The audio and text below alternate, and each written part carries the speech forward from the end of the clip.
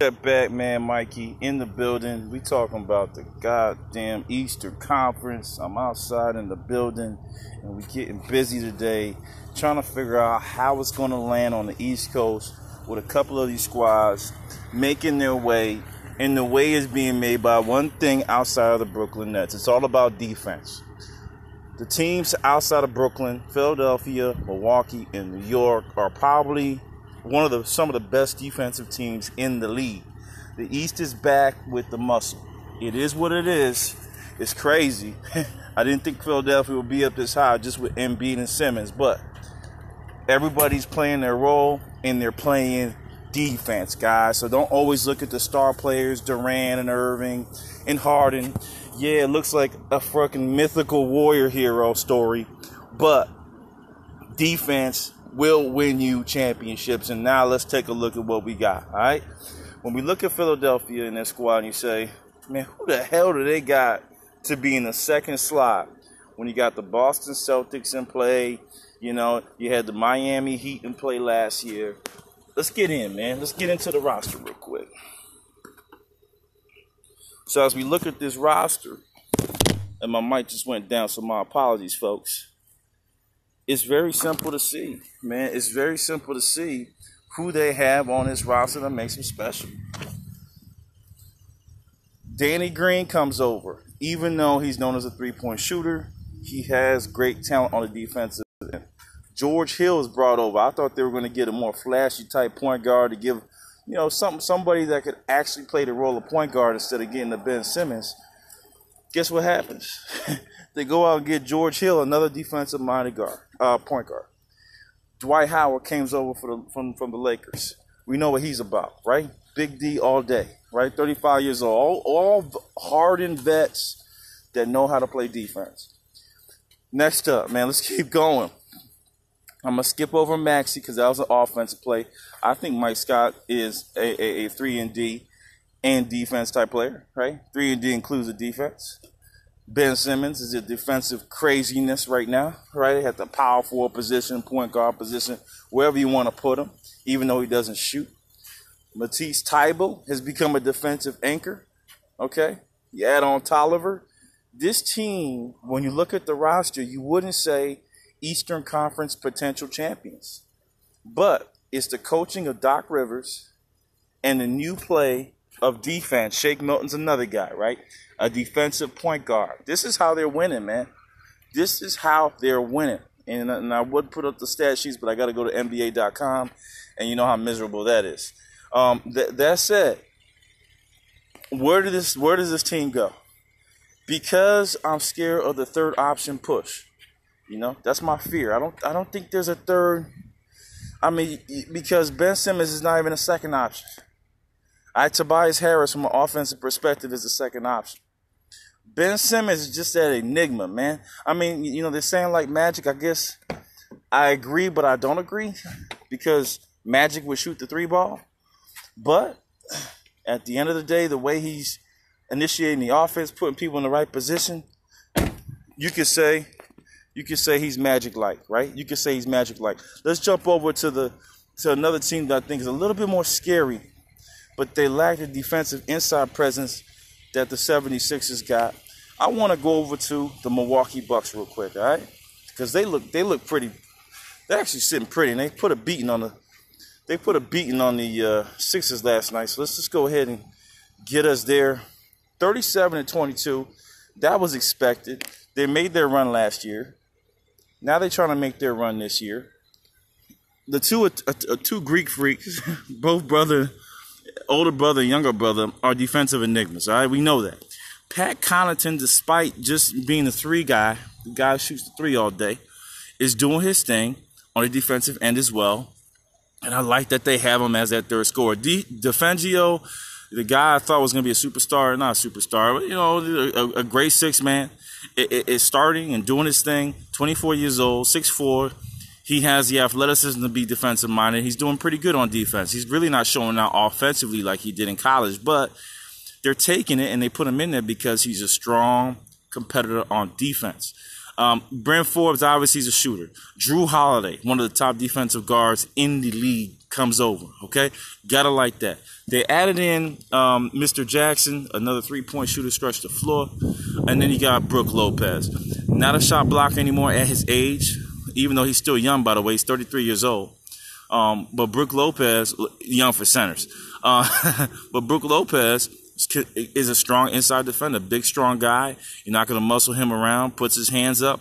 Be advised, Brook Lopez at one time with the Nets was an all-star, all right?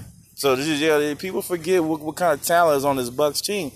Brook Lopez is the guy no one ever talks about. I keep saying it every freaking year. I say, my man, Brook Lopez was an all-star at one point. Okay? So to say they don't have any talent and they're weak, blah, blah, blah, I'm strongly against that. I don't agree with that. I think they do have talent.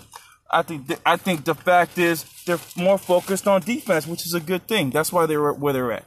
All right? Chris Middleton, a guy that's, plays dual roles. Offensively, obviously, we know what he is. Former All-Star.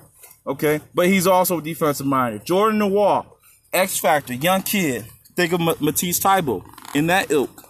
Another big young rook that can play defense. Bobby Portis, a muscle guy from the old school era. That's what he feels like. At only 26, he still feels old school to me. Jeff Teague brought over as a point guard. He had on P.J. Tucker.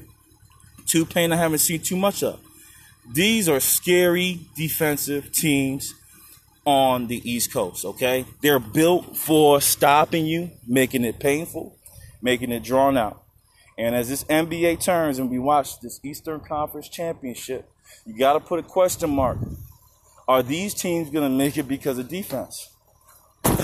Do we have two potential champions? And I think Miami Heat are coming back, by the way, folks. I really do. I think they're on their way back.